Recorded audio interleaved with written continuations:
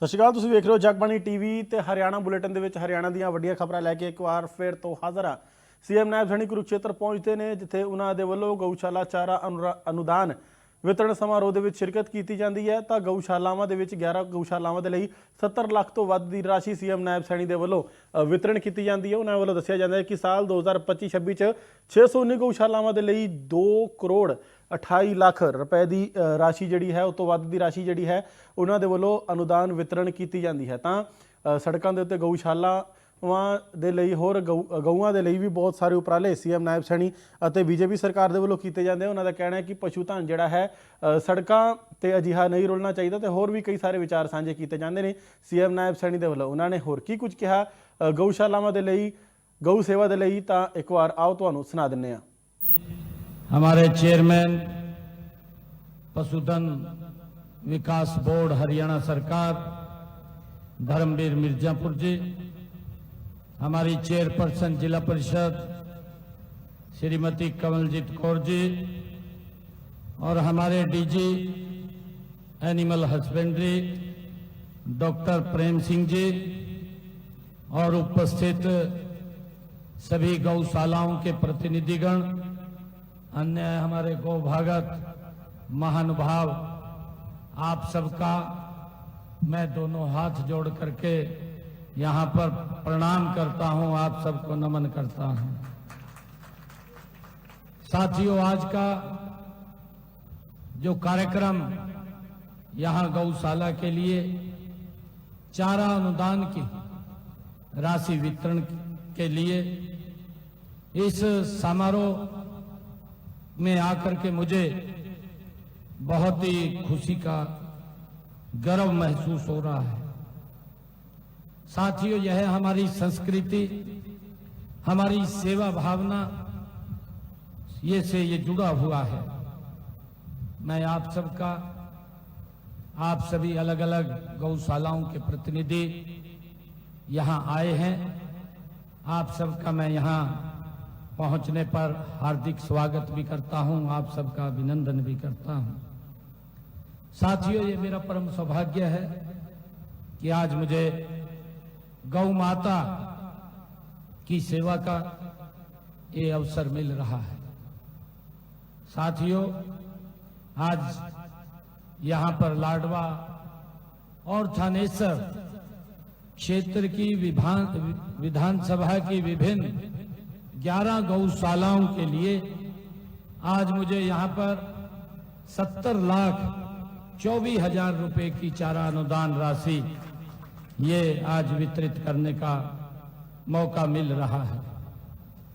साथियों, मुझे खुशी है कि आज की ये राशि मिलाकर के 25-26 में पूरे प्रदेश में 619 गौशालाएं ये रजिस्टर्ड है और इन गौशालाओं में अब तक हमने 228 करोड़ 58 लाख रुपए की राशि गौ माता के चारे के लिए अनुदान के रूप में दी जा चुकी है।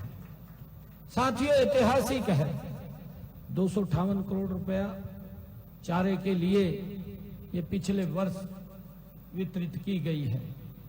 और साथियों, पंजीकृत हमारी जो गौशालाएं हैं, पिछले अगर 11 वर्षों का हम कार्यकाल देखें, 11 वर्षों में गौ माताओं के लिए, गौशालाओं के लिए 526 करोड़ 45 लाख रुपए की चारा राशि अनुदान हरियाणा सरकार ने दी है। साथियों, मैं ये बताना चाहता हूं, 2014 से पहले जब ये जिम्मा भारतीय जनता पार्टी नेतृत्व वाली सरकार को मिला है, 2014 से पहले हमारे यहां पर गौशालाओं के लिए मात्र 2 करोड़ रुपए का बजट था। और साथियों, आज चारा के लिए 526 करोड़ 45 लाख रुपए का बजट है। साथियों, बहुत बड़ा अंतर हमें दिखाई देता है। मुझे खुशी है हमारे सभी गौ भक्तों, वेदों में भी साथियों गाय की महिमा व्यापक रूप से उसका वर्णन किया गया है। साथियों, हमारे वेदों और पुराणों में गाय को समृद्ध ਤਾਂ ਸੀਐਮ ਨਾਇਬ ਸੈਣੀ ਦੇ ਵੱਲੋਂ ਗਊਸ਼ਾਲਾ ਚਾਰਾ ਅਨੁਦਾਨ ਰਾਸ਼ੀ ਜਿਹੜੀ ਹੈ ਜਾਰੀ ਕੀਤਾ ਗਿਆ। ਤਾਂ ਇਸ ਤੋਂ ਇਲਾਵਾ ਉਹਨਾਂ ਨੇ ਗਊ ਸੇਵਾ ਦੀ ਗੱਲ ਕੀਤੀ ਤਾਂ ਲੋਕਾਂ 'ਚ ਵੱਡਾ ਸੁਨੇਹਾ ਸੀਐਮ ਨਾਇਬ ਸੈਣੀ ਦੇ ਵੱਲੋਂ ਦਿੱਤਾ ਗਿਆ। ਤਾਂ ਸੀਐਮ ਨਾਇਬ ਸੈਣੀ ਕੁਰੂਕਸ਼ੇਤਰ ਜਦੋਂ ਪਹੁੰਚਦੇ ਨੇ ਤਾਂ ਨਾਰੀ ਸਸ਼ਕਤੀਕਰਨ ਅਧਿਨਿਯਮ ਸੈਮੀਨਾਰ ਦੇ ਵਿੱਚ ਉਹਨਾਂ ਦੇ ਵੱਲੋਂ ਸ਼ਿਰਕਤ ਕੀਤੀ ਜਾਂਦੀ ਹੈ। ਤਾਂ ਵੱਡੀ ਗਿਣਤੀ ਦੇ ਵਿੱਚ ਨਾਰੀ ਜੋ ਉੱਥੇ ਪਹੁੰਚੀਆਂ ਹੁੰਦੀਆਂ ਨੇ, ਮਹਿਲਾਵਾਂ ਪਹੁੰਚੀਆਂ ਹੁੰਦੀਆਂ ਨੇ, ਉਹਨਾਂ ਨੂੰ ਸੀਐਮ ਨਾਇਬ ਸੈਣੀ ਦੇ ਵੱਲੋਂ ਸੰਬੋਧਨ ਕੀਤਾ ਜਾਂਦਾ। ਉਹਨਾਂ ਨੇ ਕਿਹਾ ਕਿ ਜੋ ਸਾਡੀ ਸਰਕਾਰ ਹੈ, ਡਬਲ ਇੰਜਨ ਦੀ ਸਰਕਾਰ ਹੈ। ਇਸ ਤੋਂ ਇਲਾਵਾ ਪ੍ਰਧਾਨ ਮੰਤਰੀ ਨਰਿੰਦਰ ਮੋਦੀ ਦੇ ਵੱਲੋਂ ਬੇਟੀ ਬਚਾਓ ਬੇਟੀ ਪੜ੍ਹਾਓ ਦਾ ਨਾਰਾ ਜਿਹੜਾ ਹੈ ਦਿੱਤਾ ਗਿਆ ਹੈ। ਤਾਂ ਮਹਿਲਾਵਾਂ ਦੇ ਲਈ ਵੱਡੀਆਂ ਵੱਡੀਆਂ ਸਕੀਮਜ਼ ਲੈ ਕੇ ਆਈਆਂ ਜਾਂਦੀਆਂ ਨੇ ਤਾਂ ਉਸ ਦਾ ਮਹਿਲਾਵਾਂ ਨੂੰ ਬਹੁਤ ਵੱਡਾ ਲਾਭ ਮਿਲਦਾ ਹੈ। ਤਾਂ ਕੀ ਕੁਝ ਕਿਹਾ ਗਿਆ ਸੀਐਮ ਨਾਇਬ ਸੈਣੀ ਦੇ ਵੱਲੋਂ, ਆਓ ਤੁਹਾਨੂੰ ਸੁਣਾ ਦਿੰਦੇ ਹਾਂ। इस प्रोग्राम को शुरू किया, इस आह्वान किया, तो हमने सोचा कि प्रधानमंत्री जी ने हरियाणा को क्यों चुना, कहीं और भी चुन सकते थे। परंतु जब उसके पीछे हम गए तो हमने देखा कि हरियाणा के अंदर जो लिंगानुपात था वो 1000 के पीछे लगभग 837-38 था, और उसके ऊपर क्योंकि यहां इस प्रकार का एक वातावरण था, बेटी अगर घर में आती थी तो दुखी हो जाते थे। क्यों दुखी होते थे पता नहीं, एक ऐसी मनस्थिति बनी हुई थी, गर्भ में मार दिया जाता था। परंतु उस कुरीति को समाप्त करने का बीड़ा देश के यशस्वी प्रधानमंत्री आदरणीय नरेंद्र मोदी जी ने पानीपत की उस ऐतिहासिक भूमि से दिया, और मुझे खुशी है आज कि आज उसके अंदर एक बड़ा सुधार 11.5 वर्षों के अंदर हुआ है। आज कई पंचायतें तो ऐसी हैं जहां पर 1000 बेटे से 1000 ज्यादा बेटियां हैं। ये इतना बड़ा सुधार उसके अंदर आया। आज लगभग 1000 बेटों के पीछे 973 बेटियां आज हैं। उस कुरीति को समाप्त किया है। मैं एक बात बोलता हूं कि मोदी जी ने जो अभियान दिया है बेटी बचाओ बेटी पढ़ाओ का, और उन्होंने उसी दिन उस मंच से कहा था कि बेटियां किसी के ऊपर निर्भर नहीं है, बेटियां आत्मनिर्भर हैं। आदरणीय प्रधानमंत्री जी ने कहा था, और मुझे ये कहते हुए बड़ी खुशी हो रही है कि प्रधानमंत्री जी के इस शब्द से लाखों बेटियों को जीवन दान मिला है, लाखों बेटियों को जीवन दान मिला। समाज में एक जागरूकता आई है। आज अगर किसी के जीवन बचाने की बात हो, हमारी बेटियां डॉक्टर बन करके उसको जीवन बचाने का काम कर रही है। आज अगर हम देखें किसी को न्याय नहीं मिल रहा, एडवोकेट के रूप में न्याय दिलवाने का काम भी हमारी बेटियां कर रही हैं। आज भारत सशक्त और मजबूत हुआ है। प्रधानमंत्री जी की ये सोच थी। जब इतनी बड़ी कुरीति थी, मैं अभी मंच से विचार कर रहा था, सोच रहा था, आज मनोहर लाल जी का जन्मदिन है। मैं उनको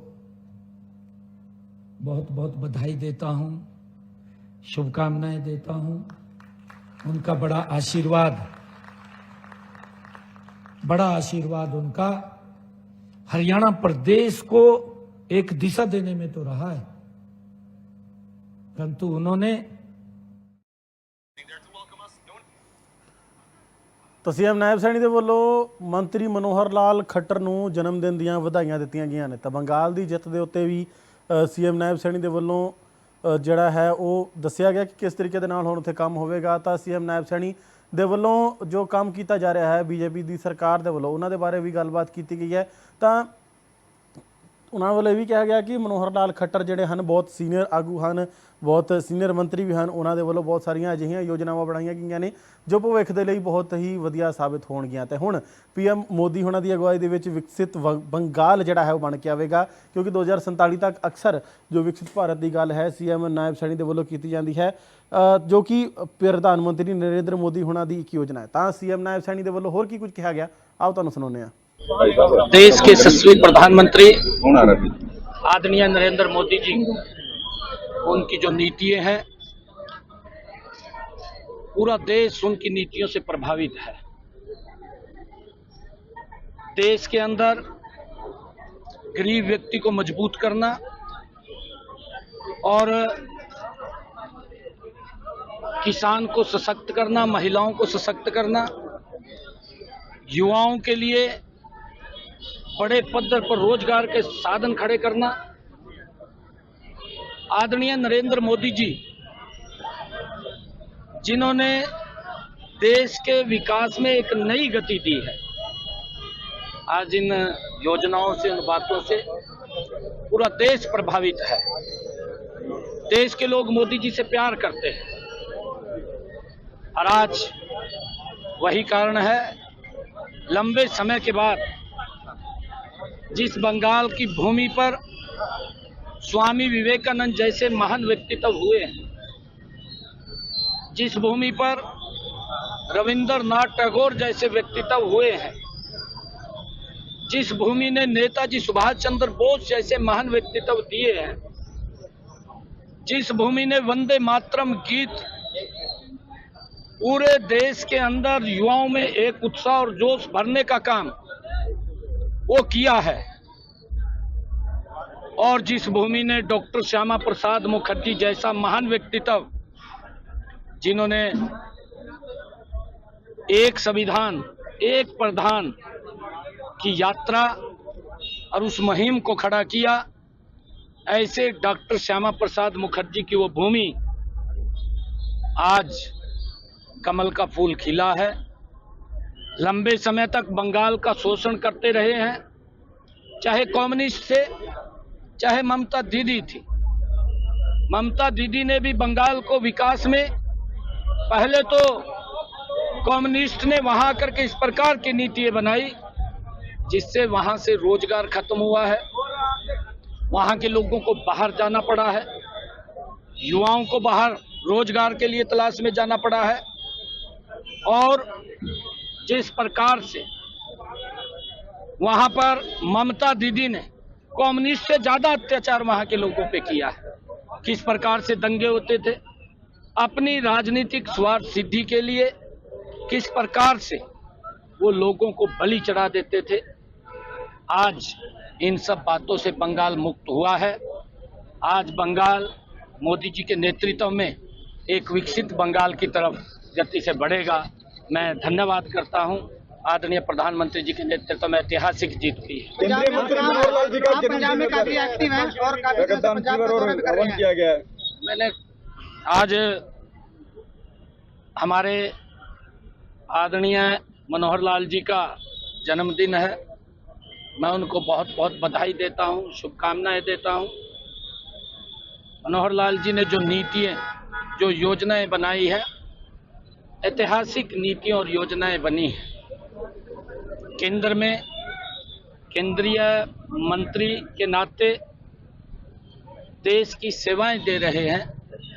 मैं उनके उत्तम स्वास्थ्य की परमपिता परमात्मा से कामना करता हूं। आप सबको बहुत बहुत बधाई। ममता मोदी जी ने झालमुरी खाई बंगाल में जाकर और मिर्ची ममता दी। पंजाब की अगली बारी क्या? देखिए, चाहे कांग्रेस पार्टी है, चाहे इंडी गठबंधन है, लगभग उनकी गलत नीतियों के कारण देश के लोगों ने उनको बाहर का रास्ता दिखाया हुआ है, परंतु उनके मन में आज भी वही है। आज भी हम प्रधानमंत्री हैं, आज भी मुख्यमंत्री हैं, आज भी हम ही राष्ट्रपति हैं। ये कांग्रेस इंडी गठबंधन के लोगों में आज ही हम कोर्ट से ऊपर हैं। ये इन्होंने जो संवैधानिक संस्थाओं को, संविधान को अपमानित करने का काम कांग्रेस और उसके सहयोगी दलों ने किया है, ये मोदी जी ने कल बहुत अच्छी बात अपने वक्तव्य में कही है कि हमें बदला नहीं, हमें बदलाव चाहिए। ये बहुत अच्छी बात कही है। अब बंगाल विकसित बंगाल होगा, विकासशील बंगाल होगा, युवाओं को रोजगार मिलेगा और बंगाल भी जो एक महत्वपूर्ण लोग जिस बंगाल ने दिए हैं वो बंगाल अब आगे बढ़ेगा। ਸਰ ਮੋਦੀ ਨੇ ਜਾਲਮੋਰੀ ਖਾਈ ਹੈ ਤਾਂ ਇਹ ਸਨ ਅੱਜ ਦੀਆਂ ਵੱਡੀਆਂ ਖਬਰਾਂ। ਬਾਕੀ ਖਬਰਾਂ ਲਈ ਬਣੇ ਰਹੋ ਜਗਬਾਣੀ ਟੀਵੀ ਦੇ ਨਾਲ। ਸਾਨੂੰ ਦਿਓ ਇਜਾਜ਼ਤ। ਧੰਨਵਾਦ।